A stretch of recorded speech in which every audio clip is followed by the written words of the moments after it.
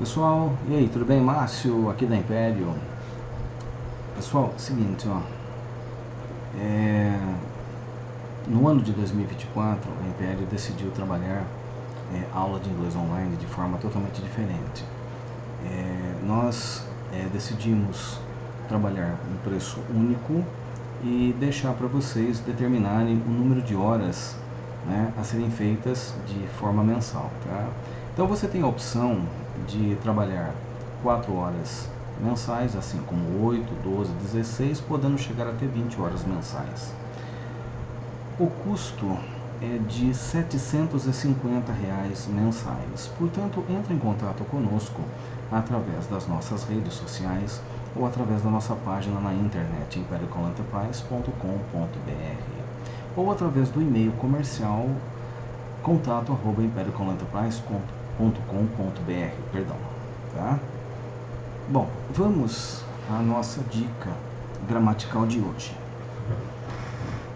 Falaremos a respeito do verbo to be married, não to be married, to be married, significa estar casado. É interessante essa análise agora, tá? Porque, ó, to be married, né? Estar casado. Então agora observaremos o verbo be trabalhando a ideia de estado de movimento parado, contínuo. Márcio, tá louco? Estado de movimento parado, contínuo. Enlouqueceu, não é, Márcio? Não. Eu disse que estudar verbo be não era nada fácil. Eu avisei. Bom, prestemos a atenção nesta frase. How long have you been married? How long have you been married? Agora, lembrando, been, passado particípio do verbo be, verbo ser, estar, certo? How long have you been married?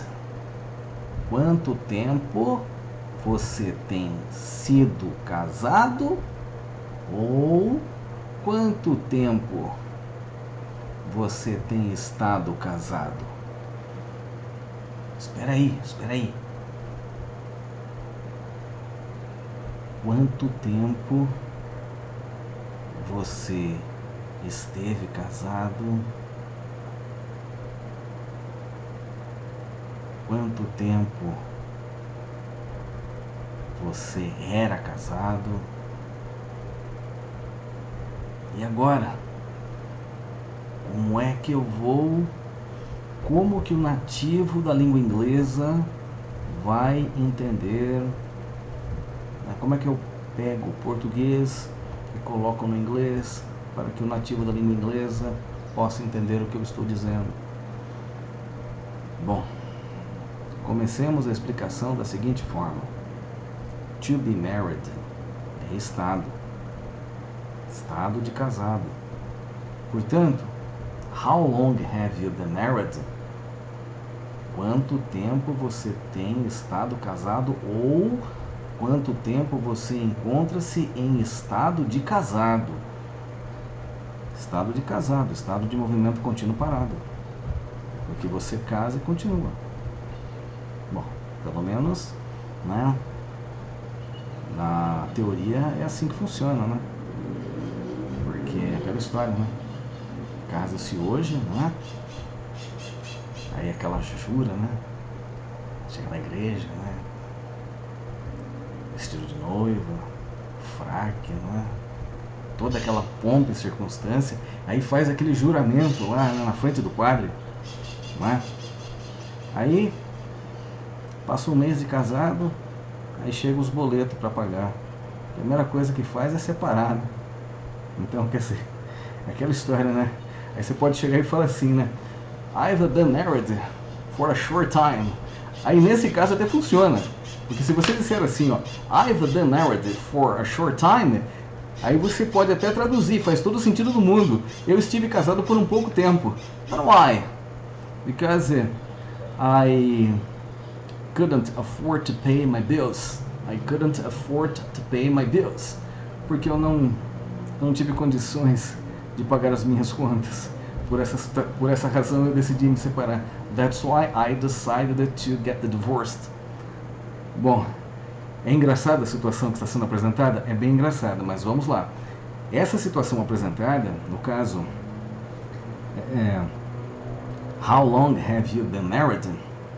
Tá? Não se traduz como quanto tempo eu estive casado, ou quanto tempo você esteve casado. How long have I been married? How long have you been married? Não, há quanto tempo você está casado. Tá? Um detalhe importante que eu gostaria de apresentar, tá? Quando você faz a pergunta em português, há quanto tempo você está casado, você não usa verbo to be no presente, tá? Do indicativo. How long are you married? Isso não existe, tá? Isso não existe. Quando você for perguntar para alguém há quanto tempo você é casado, você tem que usar a estrutura do presente perfeito. How long have you been married? Há quanto tempo você tem estado casado? Ou há quanto tempo você tem estado, né?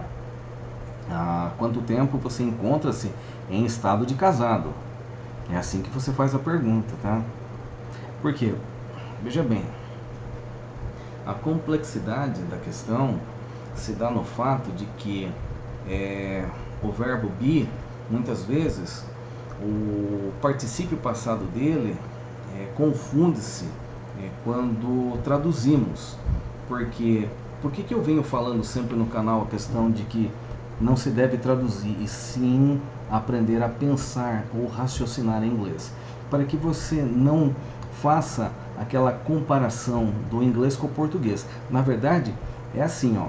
Inglês é inglês, português é português. Então você pega o seu português, trabalha a ideia, faz uma pesquisa em inglês para fazer um certo comparativo, para que você possa passar a sua ideia em inglês sem alterar a estrutura gramatical da língua inglesa. Porque, ó, há quanto tempo você é casado? Agora, how long have you been married? Há quanto tempo você tem sido casado? Há quanto tempo você tem estado casado? Tá vendo? Ó? Estado de movimento contínuo parado. Estado de movimento parado contínuo, se for melhor. Tá vendo? No português você usa presente simples. No inglês, a mesma estrutura, a mesma ideia trabalhada usando o presente perfeito contínuo. E dessa vez, o que acontece? Você casa e continua. Então, na verdade, how long have you been married? Significa que você casou e continua casado. Então, portanto, você diz assim, ó, I have been married. O correto é I have been married. E nunca I am married. I am married não faz o menor sentido. Porque, na verdade, é o seguinte, existe a estrutura do I am married, mas não fala do estado, e sim que você é um homem casado. I am a married man. I am a married woman. Aí sim. I am married não faria sentido. Porque nesse caso, married, veja bem, ele tem dois efeitos. Um, ele transcreve a ideia de adjetivo, e o outro, o estado em que você se encontra, o seu estado civil. O estado civil, você trabalha o presente perfeito. Agora, o adjetivo, você usa o presente simples. I am a married person. Então, married antecede o substantivo, caracteriza o substantivo. Aí sim, aí faz todo o sentido do mundo. Portanto, olha só como é complexo o estudo do verbo to be. Não é tão simples, não é? Quanto prega-se por aí. Há necessidade de um estudo mais detalhado, um estudo mais profundo da questão, para que possamos entender como funciona toda a mecânica. E outra coisa, fluência em inglês não se adquire da noite para o dia, tá? Há uma necessidade grande de trabalhar a escrita, para que você sinta-se confiante, para que você possa falar. E ouvir também, criar o hábito de ouvir também, para poder aprender a pronúncia das palavras. Então, adquirir fluência em inglês não é tão simples. Muitas vezes as pessoas questionam quanto tempo leva para eu tornar-me uma pessoa fluente em inglês. Bom, eu fiz uma pesquisa e realmente cheguei à conclusão de que você precisa de no mínimo 1.200 horas de estudo. Mas estudar, que eu falo, é estudar mesmo, não é fazer 1.200 horas brincando, tá? 1.200 horas, aí você chega a uma boa condição, tá? Tanto de escrita, fala, inclusive até um bom listening, tá? 1.200 horas significa 1 hora por dia, de segunda a sexta-feira, durante 5 anos. Se estiver disposto a encarar esse tempo de estudo, consequentemente você vai chegar na fluência que tanto quer, tá? Então, mais uma vez, uma dica assim bacana para que nós continuemos o nosso estudo em relação ao verbo be, certo? Para que a gente possa entender realmente como funciona, como aplicar e ser entendido através desse verbo tão complexo. Chamo-me Márcio Antunes, aqui da Imperial Com Enterprise. Eu vejo vocês no próximo vídeo.